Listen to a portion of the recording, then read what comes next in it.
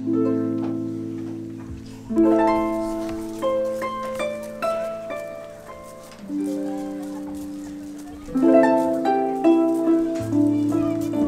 projet donc, est né au départ d'un appel de la banque BNP Paribas Fortis. Donc, ils nous ont demandé d'organiser la plantation de 10 000 arbres. On se disait que nous, c'était intéressant d'aller beaucoup plus loin avec notre mission d'éducation permanente. Donc, c'est-à-dire la plantation des arbres, c'est la création de puits de carbone. Mais si après on ne revient pas sur la nécessité de planter ces arbres, ça veut dire qu'on loupe quelque chose. La suite du projet, c'était de pouvoir offrir des animations aux élèves dans les écoles et animations, notamment celle-ci qui vient de se vivre aujourd'hui, en leur proposant le récit de Jean Giono, l'homme qui plantait des arbres, donc avec une mise en scène théâtralisée et une lecture vivante.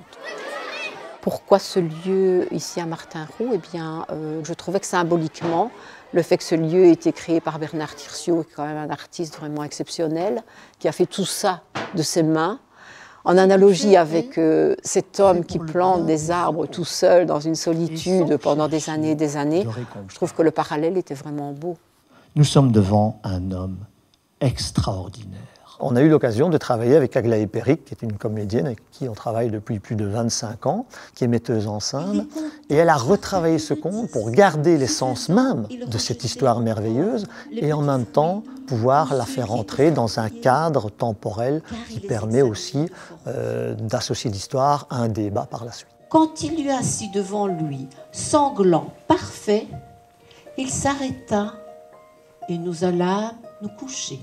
Et alors il nous manquait quelque chose qui est sûrement la notion de l'âme, c'était la musique. Et on a eu la chance effectivement de rencontrer Maria Palatine, qui est une grande harpiste internationale. Et tout de suite elle s'est prêtée au jeu de se dire « oui, moi ça m'intéresse aussi humainement parlant ». Tout ce que je voudrais poursuivre, c'est vraiment déjà dégager les valeurs qui ont été transmises par ce conte. La persévérance, la confiance, puis aussi travailler le cycle de la vie en éveil scientifique. Je pense que voilà, c'est vraiment un bon point de départ et ce sont toutes des pistes qui sont maintenant ouvertes. Et donc vous avez maintenant la parole. On est toujours surpris de les voir très réceptifs à ce genre de spectacle. Parce que ça résonne en eux et ça leur donne une autre dimension. La morale de l'histoire, c'est qu'il n'a pas eu besoin des autres. Personne n'a dû lui dire quoi faire.